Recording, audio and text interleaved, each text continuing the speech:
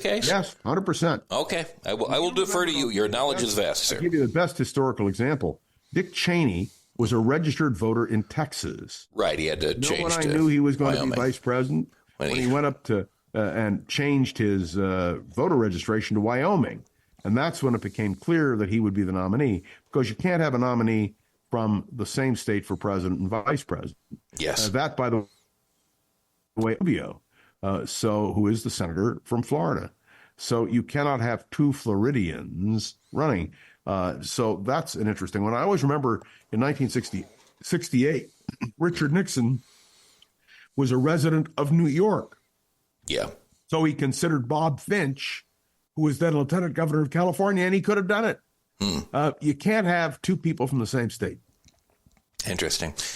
Very interesting, some of the obscure rules, but critical ones that we carry down from the Constitution. I also noticed that Florida, as run by DeSantis, is also taking health care from thousands and thousands of children. It's just, can you believe it's so disgusting.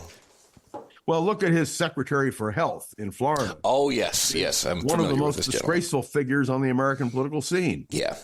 It's just astounding. Yeah, that the complete anti-vaxxer, someone who has falsely stated that people have been killed by the vaccine, just a very... someone who is full of misinformation and is abusing the responsibilities of the office that they hold. It's Don't you very just disturbing. Love it?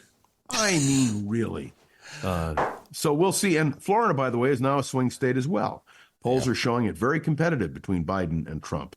And I think that also is a revelation. You know, the fact that you carry a state in one presidential election doesn't mean you're going to carry it in the next one. And so both Trump and Biden have to defend the states that they carried, and in order to ensure victory. So listen. You know what I'm looking forward to? Election night. Oh yes. I mean, I can't wait. Of course, we got the campaign first. Nessun dorma. No man will sleep on election night. Certainly not John Rothman, and probably not my nightmare. My nightmare would be to die on election day. Oh, no. The outcome of the election. Oh, my goodness. I'll tell you, like in 20, I was still in like conservative political, certainly not in terms of my own political views, but I had a client I was working for. And on election night in 2016, I was in Phoenix, Arizona, working for these folks. And my God, it was such a depressing evolution. I only hope that we do not see a repeat of that.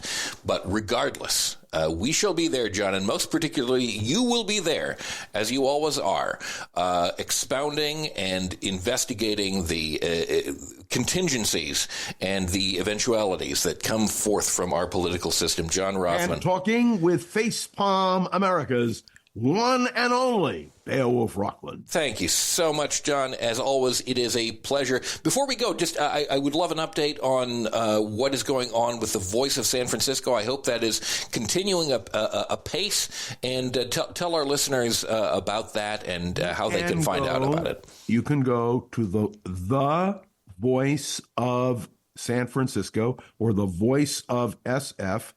Go to podcasts. I do about 10 minutes every day on a local issue or issues that I think are important. And it's doing very, very well. It's just started, and we're already taking off and having an impact, I think, on the city of San Francisco.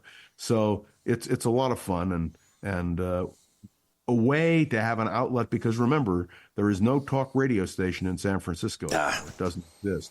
And so that's why what you're doing, what the Voice of San Francisco is doing, what I do on Around the Political World with John Rothman, and other outlets in terms of media, Mark Thompson's show and so forth, make such a huge difference. So I'm grateful for the opportunity. I hope people will tune in.